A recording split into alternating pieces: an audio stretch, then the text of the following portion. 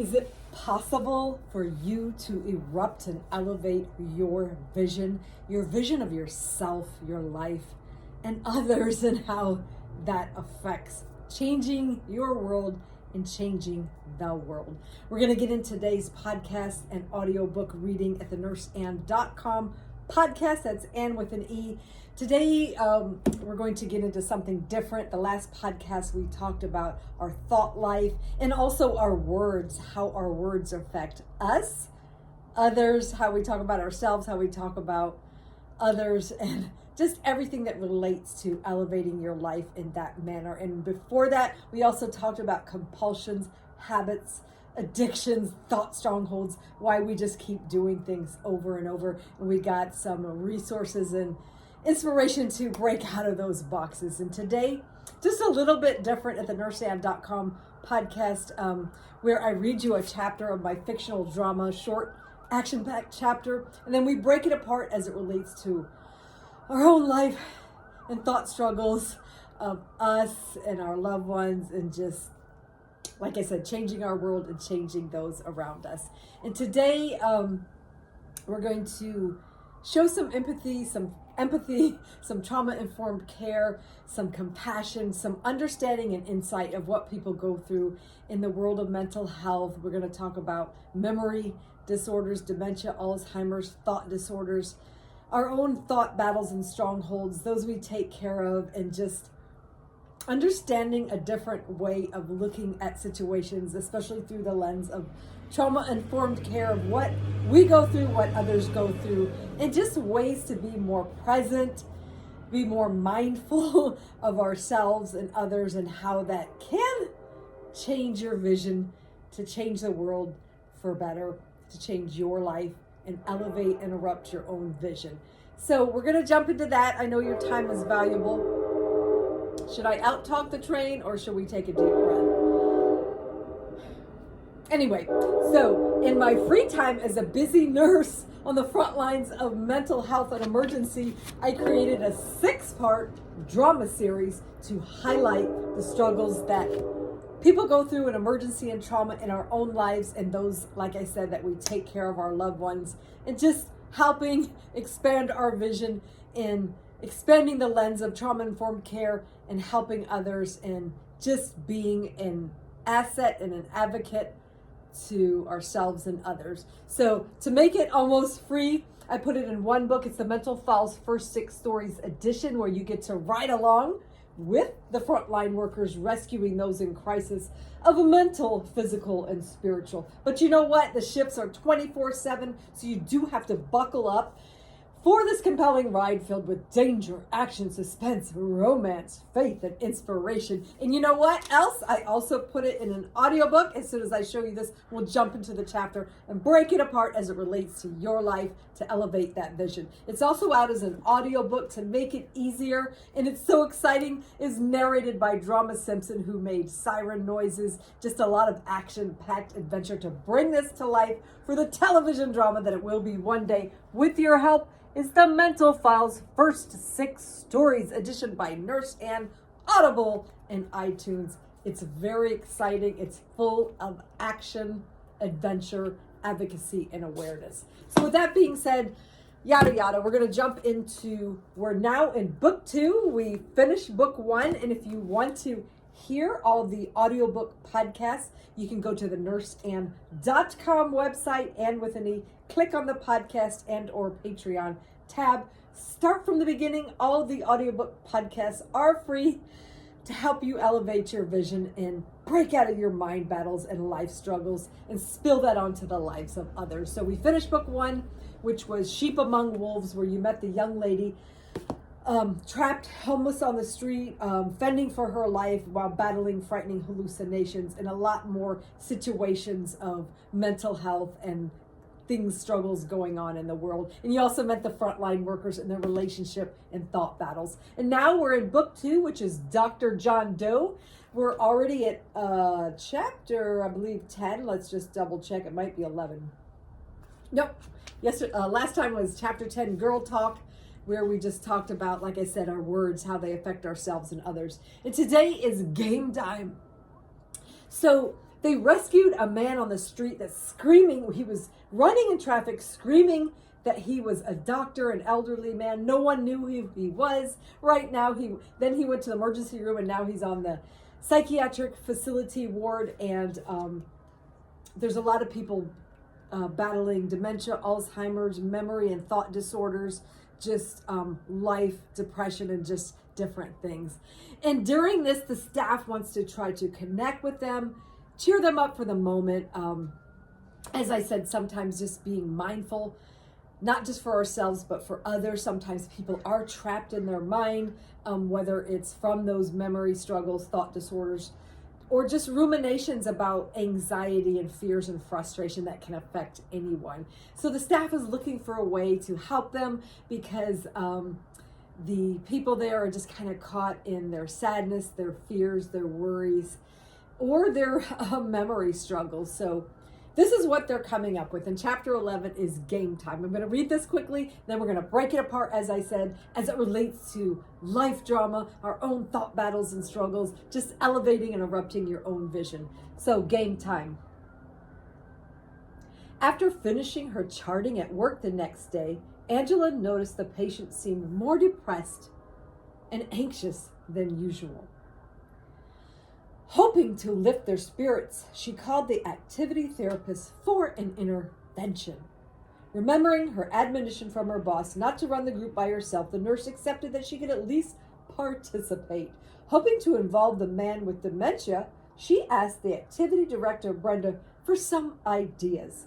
Together, they perused the selection of music and decided on music from his era. They both remembered that even though the patient had memory problems, that music from his past had the potential to spark his interest. Along with the music, the two gathered supplies for a bowling game in the hall. After hyping up the activity and presenting it to the patients, they waited for the invitees to show up. Surprisingly, most of them were actually making their way to the area with the colorful plastic bowling set and strange music playing from the speaker. Excited to have a chance at cheering them up, the nurse lined up the group for their turns at the makeshift bowling alley. Even Dr. Doe, that's what they named the man because they didn't know who he was yet, Dr. Doe, took a turn at the game. Maybe he remembers the music, wondered Angela. Whatever the reason, she was just glad he came out of his shell to participate. And the icing on the cake was hearing laughter and the sounds of joy from the normally melancholy patients. After a robust game and spontaneous dancing, Belinda guided the crew to a table for an activity the nurse had set up. Knowing she was headed to visit Julie and the girls at the boarding home soon, she decided to have the group help put together gift baskets for the expectant mothers at the group home. With the supplies she had gathered from the dollar store, the baskets turned out very appealing when the project was completed. The patients beamed at the praise and positive reinforcement from the staff. In addition to the patients, the spirits of the staff were lifted to a happier level. And that's the end of game time. And you know, in most drama series, after the fun and games, sometimes things are going to start to take a turn. So the next chapter 12 is internal battles. And we're really going to get into internal battles, mind battles, thought struggles that we ruminate on, struggle with, help break out of those boxes. So as I promised, we're going to break this apart as it relates to real life. And so as I said, focusing on trauma-informed care, the struggles that people go through, memory disorders, dementia. I'm going to jump to an applicable poem that I wrote called Trapped in Memories. And this is from my new Ignite Life Poetry Devotional by Nurse Ann. That's me, your favorite nurse, a new indie author, to help us spill our passion to ignite healing and blessings for all. So Trapped in Memories by Nurse Ann.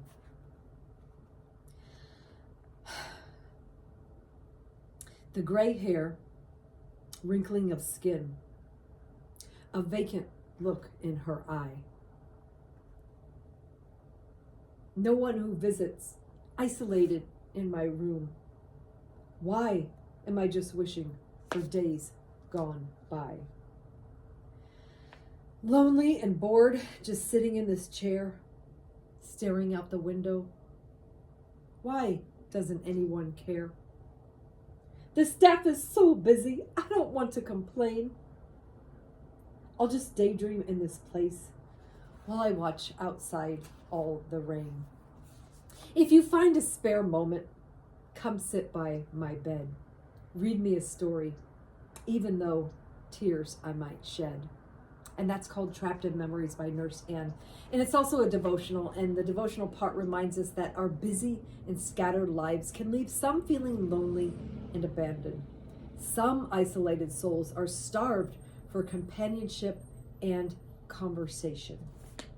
Whether visiting a loved one or volunteering to reminisce with a person in need, this time well spent will be a blessing to all. And that part is just helping us be mindful in the moment, to notice as we go in life, to notice not just our own thoughts and anxious ruminations, but to look out and see what other people are going through. And even if it's just your calm presence, some eye contact, listening, some respect, some understanding, just listening to their story, their reminisce, whatever you can do. Sometimes it's not a lot, but sometimes even in that moment, you can just brighten someone's day, their life, elevate your own vision, elevate their vision, just by spending that peaceful time with them, that listening, whatever you can do. Sometimes we can go beyond. We just never know. So remember, as you go, trauma-informed care, just mindful attention to others.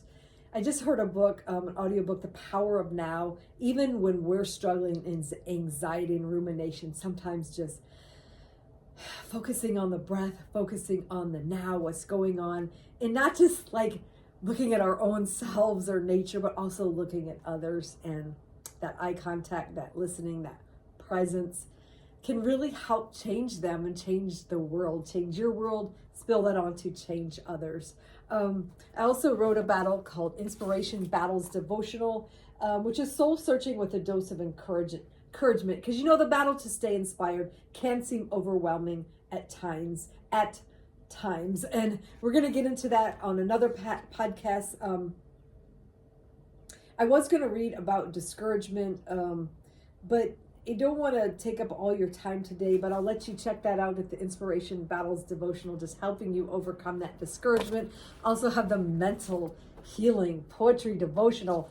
This most people gravitate to because we all need mental healing for ourselves, which also helps us to impart that mental healing for others. And life challenges are discussed along with God-ordained courage and healing to help us turn away from mindsets controlled by fear, for inspiration to step into our true destiny of a faith walk and purpose-driven path. Mental Healing Devotional. All these are at thenurseann.com, a link on the website. Before I go on, make sure you follow this page, like it, share it with others who need mental healing and inspiration. Leave your best comment today. And also there's the Word Puzzle Devotional. And this is a lot of fun to read. It was a lot of fun to do because I came up with maybe words you haven't heard before, interesting words, and link them to everyday life. And once again, our inner thought struggles, along with some relevant biblical prescriptions to get your dose of wisdom and inspiration to overcome and thrive, hope and new light for your life journey, medicine for your soul. That's Word Puzzles Devotional. Link at nurseann.com and with an E. And then there's also Energize Health, Body, Mind, and Spirit, because you know body, mind, and spirit works in synergy for our best, healthiest life to erupt and elevate our vision and our life purpose, because you got to be healthy in body, mind, and spirit as you spill that onto others. And as I said, in my free time as a busy nurse of emergency and trauma, I created the 6-part fictional drama series to highlight the struggles that we go through and what others go through in the world and in our own minds. And it's in one book, The Mental Files, First 6 Stories edition by Nurse Ann. That's me. And also on an audiobook, Audible and iTunes. And there is a link to all this at nurseann.com and with an E. But I do want you to have a great day. And remember, as you go, trauma-informed care, mindfulness of ourselves and others to help elevate your own life vision, go for your dreams. I'm a very, very busy nurse with not a lot of free time, with also a lot of other life responsibilities and ministry endeavors, but you can find little nuggets of time to go for your life passion, your life visions. Just work at that a little bit of a time and see what can become of it to elevate your own life, your own vision, and help others. And before I head off, I'm going to see you over at nurseann.com. Make sure you like, follow, and share. See you later.